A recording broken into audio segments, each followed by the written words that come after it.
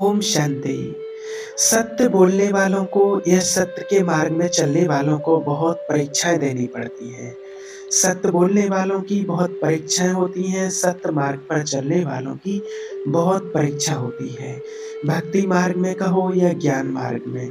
भक्ति में भी लोग कहते हैं कि हम बहुत भक्ति करते हैं, भगवान की पूजा अर्चना ध्यान करते हैं, उसके बावजूद भी बहुत परीक्षाएँ देनी पड़ती हैं। बहुत समस्याएँ जीवन में आती हैं, बहुत संघर्ष करने पड़ते हैं। ज्ञान मार्ग में भी कई बच्चे बाबा से कहते हैं कि बाबा का बन कर के भी और इतनी समस्याएँ जीवन में आती हैं, जो समस्याएँ पहले नहीं आती थी। जब बाबा का नहीं बने थे तब इतनी समस्याएँ जीवन में इतना संघर्ष नहीं था, जितना ज्ञान में चलने के बाद अभी हो रहा है। बाबा के बन गए, ज्ञान मार्ग को चुन लिया, सत्य का मार्ग चुन लिया है, बाबा की श्रीमत पर चल रहे हैं, मेडिटेशन कर रहे हैं, सब कुछ कर रहे हैं। जैसे बाबा कहता वैसे चल रहे हैं, उसके बावजूद भी परीक्षाएँ क्यों होती है? हमें इतनी परीक्षाएँ क्यों देनी पड़ती हैं? इतना सब कुछ करते हैं फिर भी भगवान हमारी ही परीक्षा क्यों लेते हैं? तो देखिए आज इस बात को बिल्कुल नोट कर लेना आप कि जो व्यक्ति पढ़ता है, जो विद्यार्थी पढ़ता है, जिसने स्कूल में एडमिशन लिया है, उसी की परीक्षा होती है। जो पढ़ता ही नहीं है, जो गिल्ली-डंडा खेल रहा है, जो खेलता है, जिस विद्यार्थी ने स्कूल में एडमिशन नहीं लिया है, सोचिए जो बच्चा स्कूल जाता होगा, एडमिशन लिया होगा, उसी की परीक्षा होगी। और जो स्कूल में जाता ही नहीं है, पढ़ता ही नहीं है, सिर्फ़ खेलता रहता है, कंचे खेलता रहता है, यहाँ-वहाँ खेलता रहता है, स्कूल नहीं जाता है, स्कूल गया ही नहीं है, स्कूल में नाम ही नहीं लिखा है, स्कूल में एडमिशन ही नहीं लिया है, तो उसकी परीक्षा होगी क्या? परीक्षा किसकी होगी आप खुद सोचिए। जो पढ़ रहा है, जो पढ़ता है और अपने आप को आगे बढ़ाना चाहता है और आगे क्लास में जाना चाहता है, उसकी परीक्षा होगी। जो अपने आप को आगे की क्लास में लेकर के नहीं जाना चाहता है, उसकी परीक्षा नहीं होगी। अगर भगवान तुम्हारी परीक्षा ले रहे हैं, तो इसका सीधा अर्थ है कि भगवान पास करके और तुम्हें अगली क्लास में बिठाना चाहते हैं, इसलिए तुम्हारी परीक्षा हो रही है। आज हमने इस ईश्वरीय विश्वविद्यालय में एडमिशन लिया है। बाबा का ये विद्यालय है, इसमें हमने एडमिशन लिया है। बाबा रोज़ हम बच्चों को पढ़ाई पढ़ाता है। बाबा रोज़ पढ़ाता है और बाबा पढ़ाई पढ़ा कर के फिर परीक्षा लेता है, क्योंकि परीक्षा तो ज़रूर लेगा।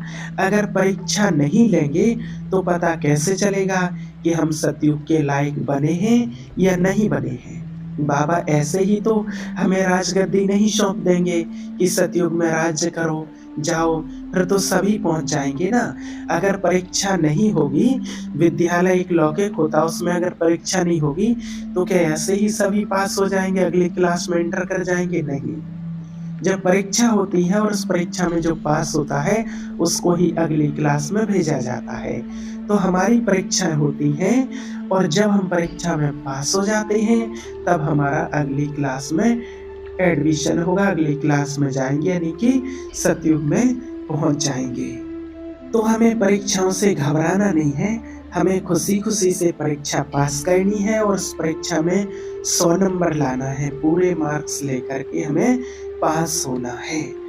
जितनी भक्ति मार्ग में परीक्षाएँ हुई हैं, देखिए उतनी परीक्षा अभी बाबा हमारी नहीं लेते हैं। जितनी भक्त आत्माओं ने परीक्षाएँ दी हैं, तभी तो आज उनका नाम इतिहास में लिखा हुआ है।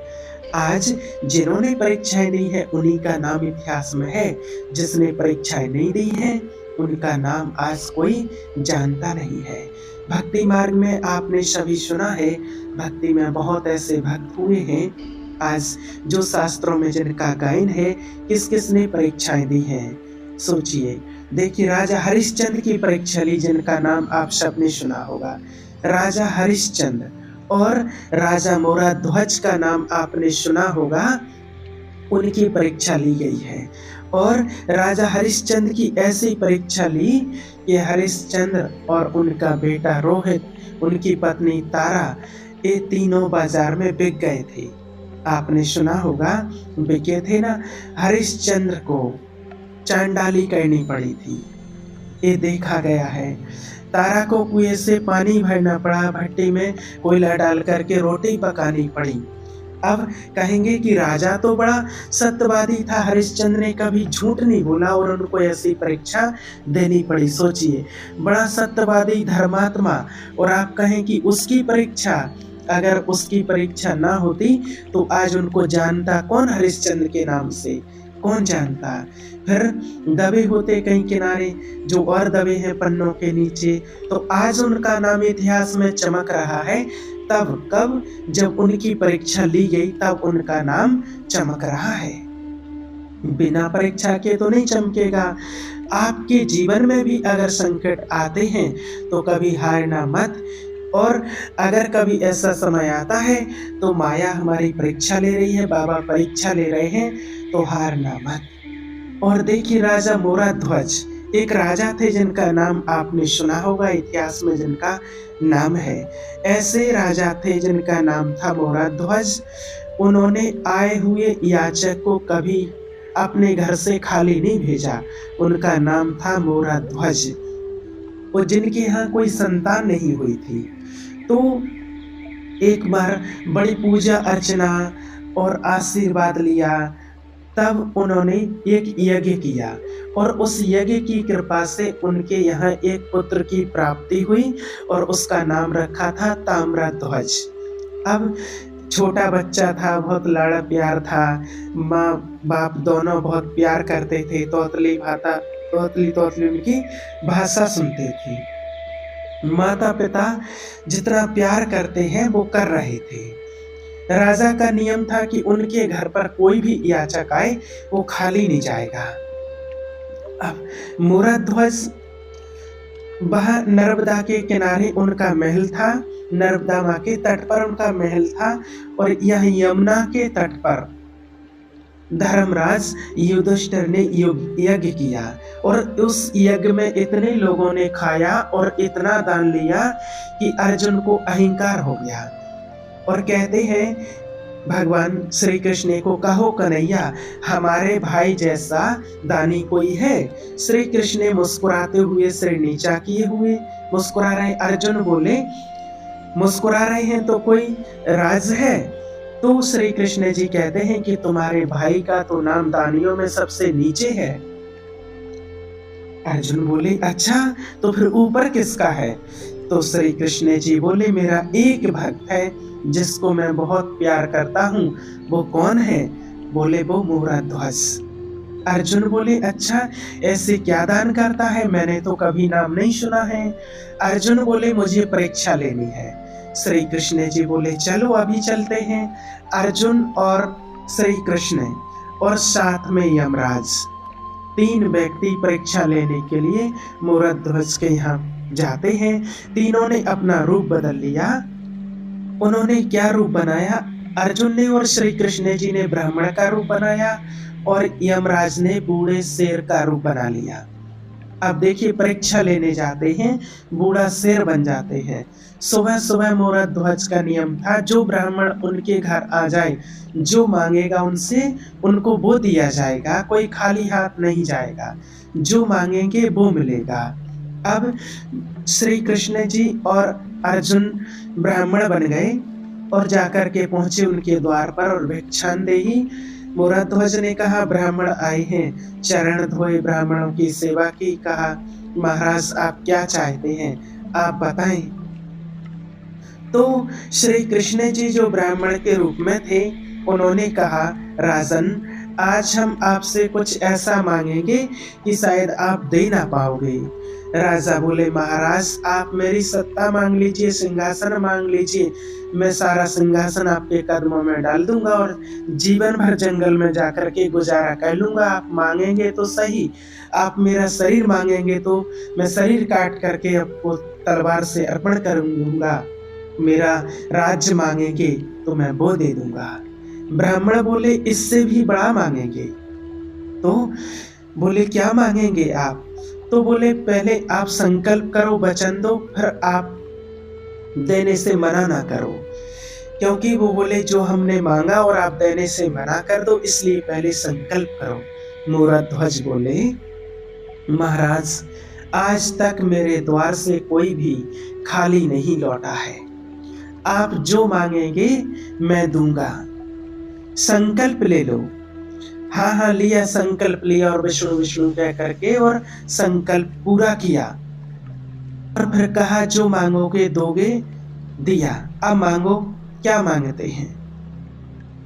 तो दोनों ब्राह्मणों ने कहा हमारा शेर बाहर बंधा हुआ है, वो भूखा है, बुढ़ापा है शेर का, तो दांत भी उसके टूट गए हैं, बूढ़ा है, दांत टूटे हैं, और सबसे बड़ी बात है कि वो महीने भर का भूखा है, बहुत भूखा है वो।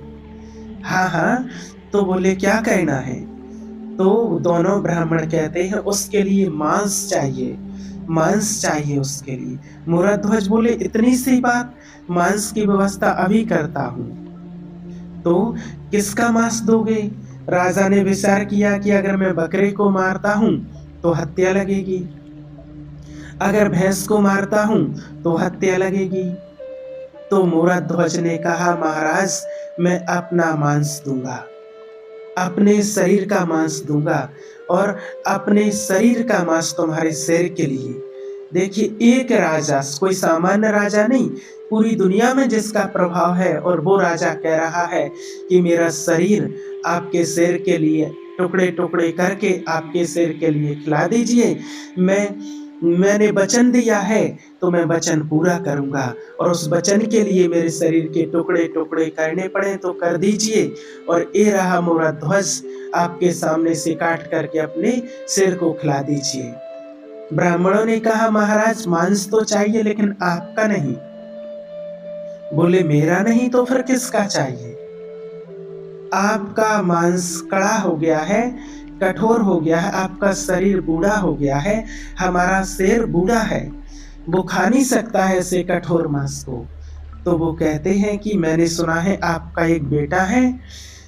बोले हाँ हाँ है, ताम्रध्वज उसका नाम है, 5 साल का है, आयु 5 वर्ष की है।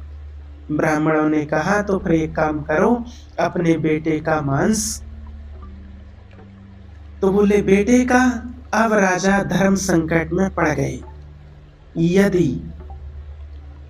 यदि मैं अपने बेटे को जबरदस्ती पकड़कर मार डालता हूं तो भी तो हत्या ही लगनी है। अब राजा क्या करे?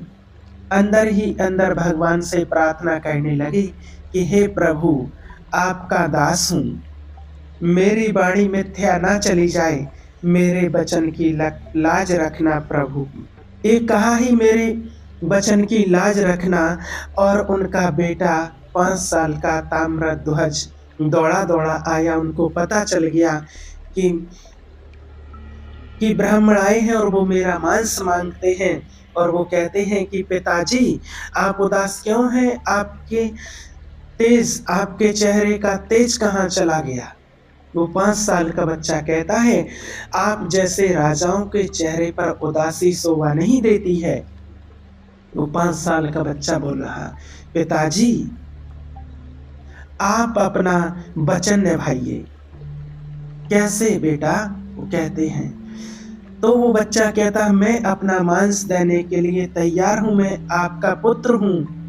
पुत्र किस काम पर आता है? अरे पुत्र का धर्म है पिता के धर्म की रक्षा करना, पिता के धर्म की रक्षा करने के लिए पुत्र का जन्म होता है। और मैं पुत्र होकर आपके धर्म की रक्षा ना कर सका तो मेरा पुत्र होना व्यर्थ हो जाएगा। आप मेरा मांस पिताजी, मैं आपका हूँ और आपके धर्म की रक्षा करूँगा। इतनी बड़ी परीक्षा संकट देखिए, कभी भगवान शिव बाबा तो हमें ऐसी कड़ी परीक्षा में नहीं डालता है, ऐसे धर्म संकट में हमें कभी नहीं डालता है। अब आगे क्या होता है देखिए। मोरध्वज के पुत्र ने कहा पिताजी ताम्रध्वज ने ये रहा मेरा शरीर, और ब्राह्मणों से कहा महाराज ये रहा मेरा बेटा, डाल दीजिए शेर के आगे। ब्राह्मणों ने कहा महाराज एक समस्या है। अब क्या समस्या है? बोले हमारा शेर बूढ़ा है, दांत तो उसके हैं नहीं, तो बच्चे को वो फाड़ नहीं सकता है। देखिए, तो आप ज़रा कष्ट कीजिए, अपने बच्चे को फाड़िए और इसके टुकड़े-टुकड़े करके छोटे-छोटे टुकड़े हमारे शेर को डालिए, तब वो खाएगा, क्योंकि इसके दाँत हैं नहीं, टूट गए हैं, तो वो फाड़ नहीं सकता है चमड़ी को। तो बेटा देना यहाँ तक तो ठीक था, अब बेटे को फाड़ें कैसे? ब्राह्मणों ने कहा, आरे से फाड़िए इस बेटे को। आरा दिया गया, लकड़ी चीरने का आरा जो होता है वो दिया गया। फाड़ेगा कौन? राजन, संकल्प आपने लिया है। ब्राह्मण बोले, आप। और आरा चलाने के लिए एक व्यक्ति नहीं होता है, 2 लोगों से आरा चलता है। तो आरा हमेशा 2 लोगों से चलता है। तो वो 2 लोग कौन हैं? राजन, आप और आपकी धर्मपत्नी, आपकी पत्नी। बुलाइए। राजा आए, पत्नी आई, बीच में बेटा, और बेटे के सिर पर आरा रखा गया। एक तरफ रानी ने, एक तरफ राजा ने आरे को पकड़ लिया। ब्राह्मणों ने कहा, चलाओ आरा। अब बताओ, आज मोरा ध्वज अपने बच्चे के सिर पर आरा चला रहे हैं, क्यों चला रहे हैं आरा? सोचो, इस क्यों का क्या उत्तर है, सोचिए। अपने वचन के पालन करने के लिए, वचन मिथ्या ना चला जाए। जो व्यक्ति जीवन में कभी असत्य ना बोला हो, आज वो असत्य कैसे हो सकता है? याद रखना इस बात को कि हमारा वो भारत है जिस भारत में लोग अपने आप को मार डालते थे अपने वचन के खातर। मर ही गए थे जसरद्दी अपने वचन के खातर। चाहते तो कैकेयी के वचन को तोड़ देते थे, राम को वनवास नहीं भेजना, क्या कर लेती कैकेयी, पर नहीं, मर जाना सरल है, मर जाना ठीक है, पर अपने वचनों का पालन ना करना ये ठीक नहीं है। प्राण चले गए तो कल मिल जाएंगे, लेकिन वचन चला गया तो कल फिर कभी नहीं मिलेगा। लोग कहेंगे तो झूठा था। प्राण जाए पर वचन ना जाए, यहाँ यही हुआ। देखिए, और आज आरा जब सिर पर रखा गया बच्चे के, तो वो जब आरा चलाने के हुए, तो फिर वो नन्हा सा 5 साल का बच्चा बोला, एक पल के लिए पिताजी रुक जाओ, एक पल के लिए आपको रोकता हूँ। और पिता बोले, क्या हुआ लाल? पिता को लगा शायद एक बार मेरे गले लगना चाहता है। माँ को लगा शायद एक बार मेरे गले से लगकर मुझे माँ कहना चाहता है, पर वो बालक ना पिता को गले लगा, ना माँ के गले लगा। वो गया अंदर से रुई लेकर के आया और माँ के कान में लगाया, पिता के कान में लगाया। माँ ने कहा, ए बेटा, तुमने रुई क्यों लगा दी? कहा, माँ, जब आप आरा चलाओगे मैं दर्द के मारे चीखूंगा, आप वो दर्द सहन नहीं कर पाओगे, और मेरी चीख आपके कान में पड़ी तो आप माँ हो, शायद आरा चलाना रोक दोगे, और अगर माँ आरा चलाना रोका गया तो पिता का धर्म संकट में पड़ जाएगा, इसलिए मैं कानों में रुई लगाता हूँ। और ब्राह्मणों ने एक शर्त और रखी थी कि आरा चलाते वक्त एक भी आंसू नहीं निकलना चाहिए। इतनी कड़ी परीक्षा, सोचिए कि बच्चे को आरे से काटना है और काटते वक्त एक भी आंसू नहीं निकलना चाहिए, नहीं तो हमारा शेर वो मांस नहीं खाएगा। इतनी कड़ी परीक्षा ली गई, सोचिए। और वो बच्चा कहता है, मैं नहीं चाहता आप एक पल के लिए भी आरा चलाना रोकें। और वो रुई बच्चे ने कानों में लगाई और खड़ा हो गया और अपने आप को उसने अर्पण कर दिया प्रभु के चरणों में। माता पिता आरा चलाते गए और देखते ही देखते वो बालक 2 भागों में बट गया। माँ थोड़ी सी रोई और ब्राह्मणों ने कहा, सावधान, अगर आप रोए तो मेरा शेर मांस नहीं खाएगा, अगर आपकी आंख से एक बूंद आंसू आ गया तो। याद रखना, सत्य के मार्ग पर चलोगे, भगवान की ओर चलोगे तो परीक्षा से गुजरना पड़ेगा। जितने सत्य में आगे बढ़ोगे सत्य के मार्ग पर, तो परीक्षा तो हमें देनी ही पड़ेगी। अगर परीक्षा देने से घबराएंगे तो पास नहीं हो पाएंगे। मोरा ध्वज, रानी खड़ी है, आंसू नहीं आने दे रहे हैं। और ब्राह्मणों ने कहा, बच्चे के दाहिना अंग शेर को डाल दो और बायां अंग गटर में डाल दो। रानी कहने लगी, महाराज मेरे पुत्र का दाहिना अंग आपके काम आया, मेरे पुत्र का बलिदान दिया आपके काम न आया। बायां भाग भी आपका सिर खा लेता तो मेरे पुत्र का बलिदान सार्थक हो जाता, पर उसका बायां भाग काम न आया सका। ब्राह्मण ने कहा, शेर का पेट भर गया, अब हम भूखे हैं, हमारा पेट भरो। और राजा रानी ने स्नान किया, दोनों ने भोजन बनाए और भोजन बना करके थाली परोसी और थाली परोस करके और ब्राह्मणों के आगे रखा। ब्राह्मण खाने बैठे, रोटी तोड़कर भगवान कहते हैं कि हम तुम्हारे घर नहीं खाएंगे। राजा बोले, क्यों नहीं खाएंगे? बोले, हम तुम्हारे घर नहीं खाएंगे, तुम हत्यारे हो, आपने हमारे सामने अपने पुत्र की हत्या की है और आप जैसे हत्यारों के घर हम भोजन नहीं करते हैं। मूरध्वज ने कहा, महाराज मैं हत्यारा नहीं हूँ, मैंने अपने वचन का पालन किया है और आपने मांगा है तो दिया है, मैंने हत्या नहीं की। तो ब्राह्मण कहते, ना तुमने पुत्र की हत्या की है, हम गवाह हैं और तुम्हारे घर हम भोजन नहीं करेंगे, तुम हत्यारे हो, कहकर ब्राह्मण जाने लगे।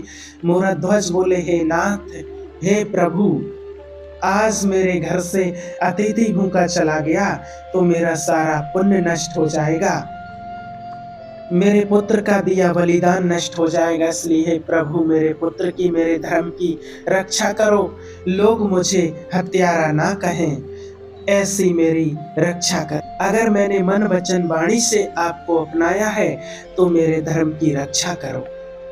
और ये कहकर मूरध्वज ने कहा, बेटा ताम्रध्वज, एक बार तूने मर के अपने पिता के धर्म की रक्षा की है, एक बार जिंदा होकर अपने पिता के धर्म की रक्षा कर ले। एक कहकर जब राजा धड़ाम से नीचे गिरे तो अंदर से आवाज आई, पिताजी मैं मरकर भी आपके धर्म की रक्षा करूंगा और जिंदा रहकर भी आपके धर्म की रक्षा करूंगा। और देखा खड़े होकर तो बेटा ज्यों का त्यों खड़ा था और पलट के देखा तो ना कोई शेर था ना कोई ब्राह्मण थे, वहां तो शंख चक्र पद्म लेकर श्री कृष्ण जी खड़े थे। अर्जुन की आंखों से आंसू गिर रहे थे, मान गया मैं आप जैसा दानी कभी ना हुआ है और ना कभी होगा। मूरध्वज का मरा हुआ बेटा भगवान ने जिंदा कर दिया, वापिस कर दिया। क्यों कर दिया? क्योंकि धर्म ही आपकी रक्षा करता है। जब धर्म की रक्षा आप करेंगे तो आपकी रक्षा धर्म करेगा, आप सत्य की रक्षा करेंगे तो सत्य आपकी रक्षा करेगा। मूरध्वज ने कहा, प्रभु आप? बोले हाँ। तो बोले, आप परीक्षा लेने आए थे? बोले हाँ। बोले, आपको विश्वास नहीं था? बोले, मुझे तो विश्वास था, इस अर्जुन को विश्वास नहीं था। अगर मैं कहता मूरध्वज सबसे बड़ा दानी है तो कौन मानता, पर आज तुमने परीक्षा देकर बता दिया कि तुम्हारे जैसा दानी कोई हुआ नहीं है, ना कभी होगा।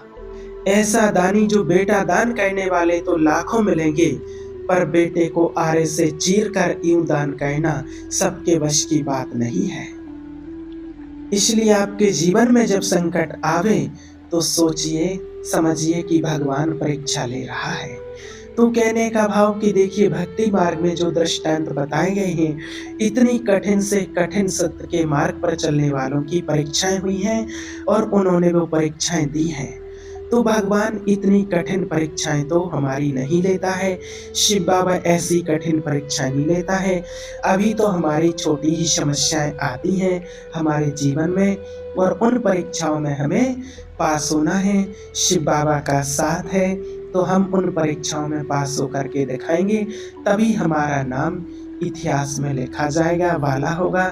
जब हम इन परीक्षाओं में पास होंगे तभी हम सतयुग के राज अधिकारी बनेंगे। इसलिए परीक्षा उसी की होती है, सदा याद रखना। जिसका स्कूल में एडमिशन होता है, जो सत्य के मार्ग पर चलता है, तो हम रोज पढ़ रहे हैं, रोज हमें बाबा पढ़ाई पढ़ाने आते हैं, इसलिए हमारी परीक्षा भी होगी। जितना ऊंची पढ़ाई, जितना ऊंचा शिक्षक, जितना ऊंचा विद्यालय, उतनी ही ऊंची परीक्षा होती है। ये भी हमेशा याद रखना। ओम शांति।